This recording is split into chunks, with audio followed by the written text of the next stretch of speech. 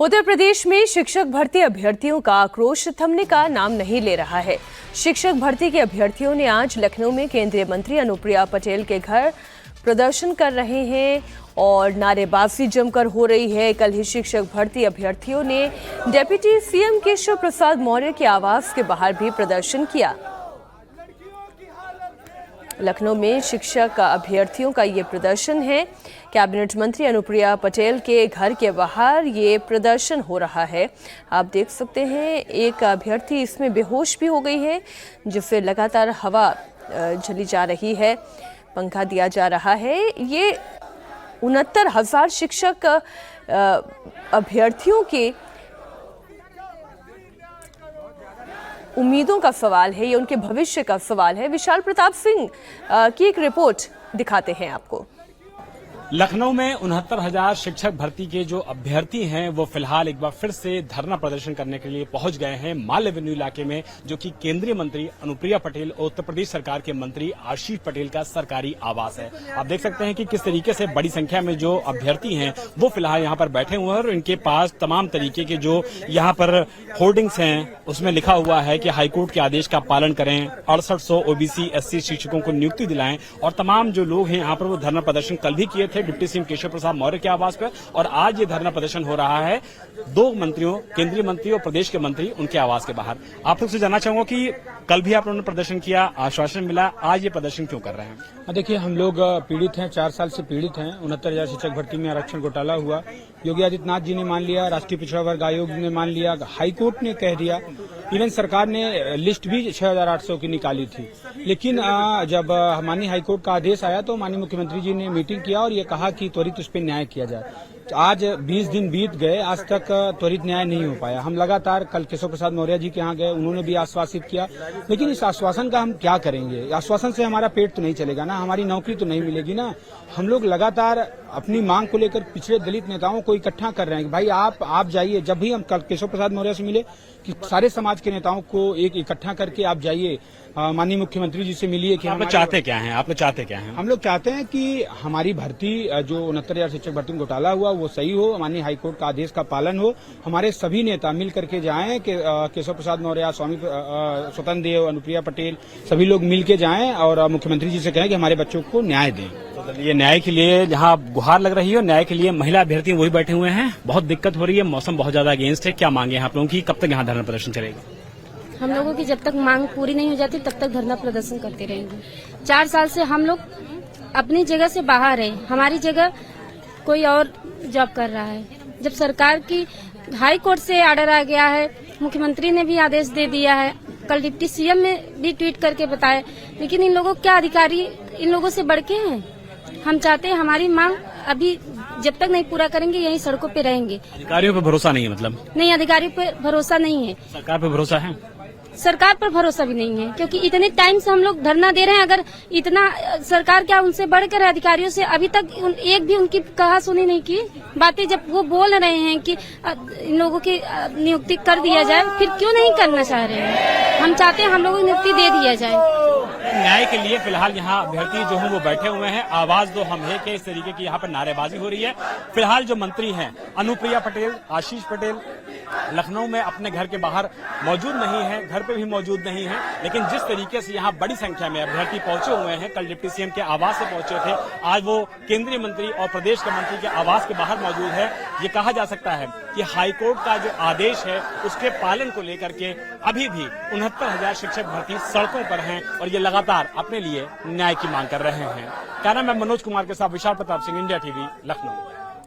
हमारे सहयोगी विशाल प्रताप सिंह इस वक्त लाइव जुड़े हुए हैं। विशाल, आखिर समस्या का समाधान क्यों नहीं हो पा रहा है और किस फ्रंट पर देरी हो रही है?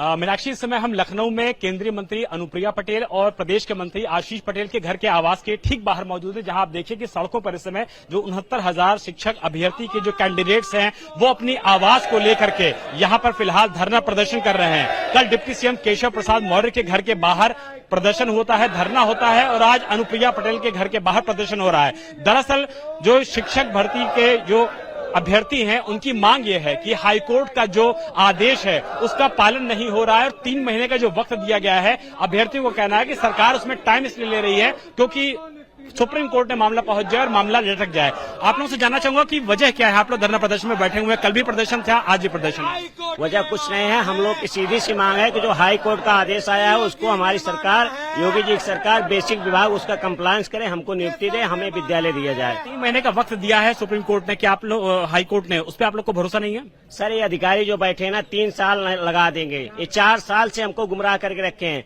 6800 की लिस्ट, हमारी चयन लिस्ट 5 जनवरी 2022 को आई थी, लेकिन 22 से आज 24 में हम खड़े हैं, लेकिन आज तक हमको नियुक्ति नहीं मिल पाया है। उन अधिकारियों पर भरोसा नहीं हमें। जो अभ्यर्थी भी हमारे साथ है। जी, आप लोग का क्या कहना है? सर पिछले 5 सालों से हम लोगों को केवल आश्वासन ही तो मिला है, न्याय कहाँ मिला? हमारी 2022 में 5 जनवरी की लिस्ट आई, वो लिस्ट का कहाँ आज रता पता? कहीं है, कहीं नहीं है। पिछड़ा आयोग ने मान लिया कि नहीं आरक्षण घोटाला हुआ है, 5 साल पहले माना था पिछड़ा आयोग ने। अब डबल बेंच हाई कोर्ट ने मान लिया कि नहीं आरक्षण घोटाला हुआ है, लेकिन हमारे साथ क्या? हम तो पिछले 5 साल से ऐसे सड़कों पे ही भटक रहे हैं ना। कभी आप लोग का प्रदर्शन इसी तरीके से जारी रहेगा जब तक आप लोगों को आपका हक नहीं मिलता जो आप लोग मांग रहे हैं? जी सर, हमारा ऐसे ही धरना प्रदर्शन चलता रहेगा और हम सबके यहाँ जाएंगे।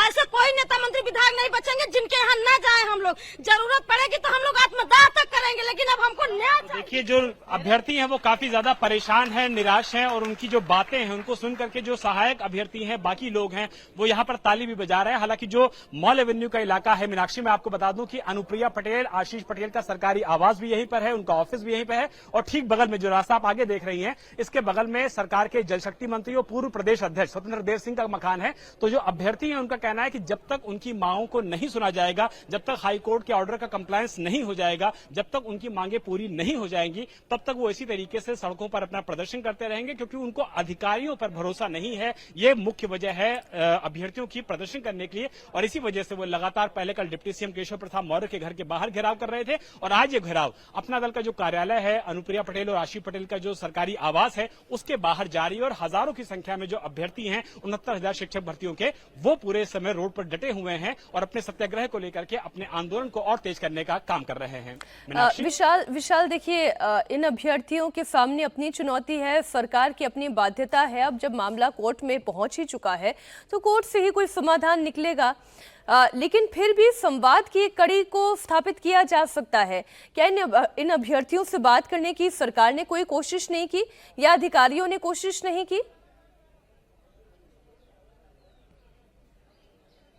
मीनाक्षी, हमारी लगातार जो अभ्यर्थी के जो इनका पूरा अपना गुट है उनसे लगातार बातचीत हो रही है। उनको कहना है कि अब से लगभग 1 हफ्ते पहले जो बेसिक शिक्षा की डीजी है कंचन वर्मा, उनके साथ उनकी मुलाकात हुई थी, बातचीत हुई थी और उस दिन ये उम्मीद की जा रही थी कि शायद ये धरना प्रदर्शन खत्म हो जाएगा, लेकिन जब अधिकारियों के साथ बातचीत के बाद कोई नतीजा नहीं निकलता है तो लिहाजा ये उसी समय तय हो जाता है कि 2 सितंबर को मुख्यमंत्री योगी आदित्यनाथ का जो सरकारी आवास है उसका घेराव होगा, जैसा कि कल डिप्टी सीएम केशव प्रसाद मौर्य के आवास से घेराव हुआ। और चूंकि अभी तक बातचीत से कोई नतीजा नहीं निकल पा रहा है, कोर्ट का कंप्लायंस अभी तक सरकार नहीं कर पाई है, यही वजह है कि जो अभ्यर्थी हैं वो सड़कों पर हैं और वो बिल्कुल भी किसी को फिलहाल सुनने को तैयार नहीं है। कुछ लोगों से बात कर लेते हो, जानते हैं कि आखिर क्या कोई बीच का रास्ता निकल सकता है। भैया आप बताओ कि कोई बीच का रास्ता निकल सकता है क्या? सरकार अभी अपना चीजें कर रही है, आप लोग सड़कों में बैठे हो। अब इसके लिए हम कोई रास्ते तो हम नहीं जानते, गवर्नमेंट का काम है। गवर्नमेंट बीच का रास्ता कैसे निकालती है, हमको कैसे अंदर करती है, हम ये नहीं जानते। आप लोग की कंचन वर्मा से मुलाकात हुई थी जो डीजी हैं, कुछ आश्वासन मिला? जी सर, बस यही कहें कि आपका काम चल रहा है, प्रोसेस में चल रहा है,